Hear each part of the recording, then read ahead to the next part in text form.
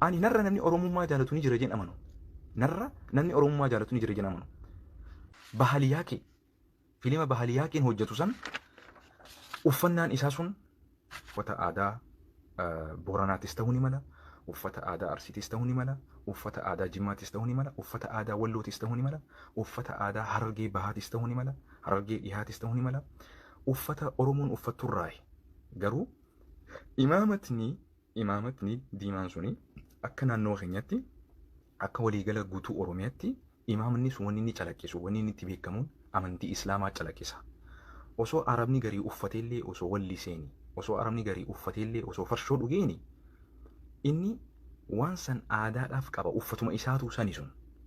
Kun immoo eega Islaamummaan dhuftee maqaa amantiitiin uffatni kun biyya keenya seeni. Nuti aadaatti marxoodha qabna.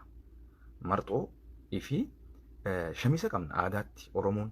Garuu imaamatni ifi koofiyyaan suni amantii Islaamaa saniin akka aadaa amantii Islaamaa akka takka uffannaa Islaamatti beekame. Namni san uffate Islaama ta'uu qabaa miti jechaa jiru. Zamana Rasuulattis ummanni Islaama hin tahin san uffata aadaa uffata isaaniiti. Rasuulli alayhi salaatu wasalaam Araba keessatti waan dhalatee guddateef uffannaan isaa uffatuma akkasiiti. Garuu haa Rasuulaa dachii hin tuqu.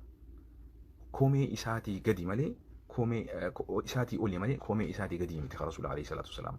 So amma wanni barbaanne uffanni sun mallattoolee diin Islaamaa calaqqisu. Gurbaan kunis nama Muslimaati. Isaaf koomeedii ta'uu ni mala. Gorsa gartee sheekootiin garii badii waan akkasii hojjechuus ni malti. Garuu akkaataan itti barsiisnuu fi itti gorsinu hedduutu jira. Diraamaan kuni yeroo garii karaa aadaa itti cabsan, yeroo garii karaa amantii ittiin xureessan, yeroo garii karaa amantii ittiin guddisan, yeroo garii karaa afaan ittiin guddisan. Qara lamaatiin kun warroota waan gaarii irraa fudhatuuf gaariitti fudhatuu ni mala. Warroota waan kana qabatee amantiin tunnu akkana jedhee amantii kanaan balaaleffatuuf wanni kun waan hamaadha jechuudha. Kanaafuu achirratti wanni argamu akka waan namni sheekaa takkaa namni amantii Islaamaa baratee takkaa qaalluun jechuudha. Akka viidiyoo sanarratti gattan keessattuu viidiyoo inni sheetichateera dalagee achirratti qura'aana namarratti qaraa jedhee mana namaa dhaqee sheeka iffakkeessee qaalicha iffakkeessee muuza hatuu dubartii namaa harkaan qabatuu abbaa manaa biratti akkasuma shittuu hatuu akkasuma horii qabeenya namaa osoo gartee abbootiin hin hayyamne haatuutu argame jechuudha. Amma ijoolleen teenya hogguwwan kana laalaa guddattu maaltuutu fudhatama? Idaa sheekootiin tun mana namaa dheexeetii qura'aana nama qaraana jettee waa hatti. Idaa amantiin Islaamaa tana nama barsiisti. Laalama kun it is very very danger. Koomeedii ta'uu mala, si kofalchiisuu ta'uu mala, daqiiqaa 5 si taphachiisa wanni kun. Dhaggeeffadhu as biratti.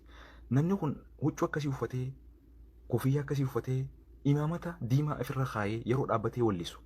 Yeroo qura'aana kana gartee akka dandeettii isattis qara'umaati miti. Wallisaatis qura'aanas qara'aa.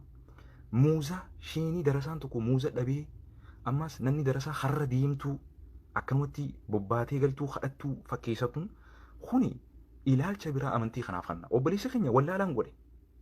Osoo beekee waan akkanaa hin dalagu. Amma obboleessa keenya kanaas sattaruu qabna. Akka itti sattarru inni viidiyoo sun dhaamsuun hawaasatti gabbee rabbii isaallee dhiifama gaafatuun. Hawaasa dhiifama illee hin gaafatin. Garuu kophaa isaatti rabbii isaa dhiifama gaafatuun ani akka nama tokkotti hedduu isa boonsa, isa ulfeessa, isa jabeessa malee isa xiqqeessu. Maaliif wayiwaanna akkanatti? Maaliif wayiwaanna? Maaltu nu dhibe? Maaltu nu rakke waan kana keessa? Callisnee maaliif deemuu dadhabne? Dantaa isaati jennee maaliif callisuu? Mirga guutuu qaba jennee maaliif callisnee deemuu dadhabne? Obboleessi keenya rakkoon isaa nu rakkiti. Akka nurraa inni miidhamu hin barbaannu fuula rabbii duratti. Akka inni nurraa miidhamu barbaanna. Akka inni addunyaattis milkaa'u barbaanna. Akka inni guddatu barbaanna. Maaliif jennaan aayata tokkoon isin irratti qara. Aayata Rabbii subhaanahu wa ta'ala. Maal jaa Rabbiin Qur'aana keessatti suuratu Toobaa keessatti aayata 60